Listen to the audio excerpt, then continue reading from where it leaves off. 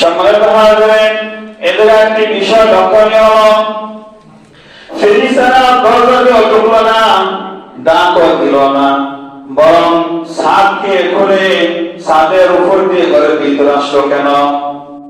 তার লোক আসেনি যে ডাক দিত, এ মোহাম্মদ দরজা খুলো, তাদের সহজ।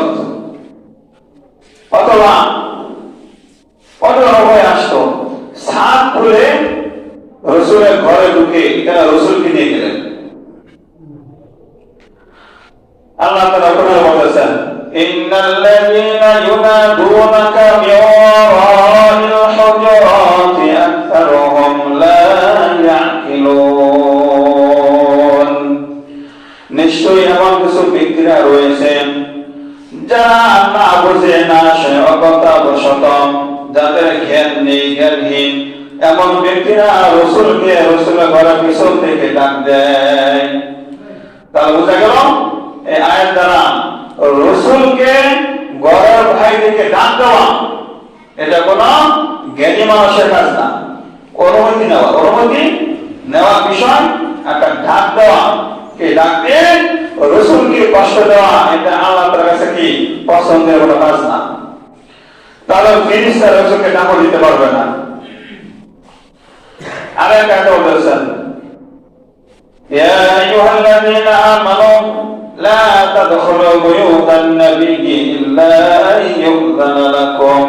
হে ঈমানদাররা, তোমরা যখন রাসূলের ঘরে যাবে অনুমতি ছাড়া যেও না। এখন ফেরেশতারা সেটা রাসূল ঘুমিয়ে রয়েছে, অনুমতি তার কাছ থেকে না হয় যে সজাগ থাকে, রাসূল তো ঘুমিয়ে রয়েছে। তাহলে বোঝা গেল রাসূলকে ঘরের বাইরে থেকে ডাক দেওয়া সম্ভব না। আল্লাহ তাআলা নারাজ হবেন, রাসূলের ঘরে ঢুকবেন, অনুমতি নেবেন, এটাও সম্ভব না, রাসূল ঘুমিয়ে রয়েছেন। যার কারণে ফেরেশতারা ছাদকে খুলে ছাদের ভিতর দিয়ে ঘরের ভিতরে ঢুকেছেন। এর সাথে সাথে এটাও প্রমাণ করিয়েছেন আজকে রাতে যে ঘটনা ঘটবে এটা কোনো সাধারণ ঘটনা না।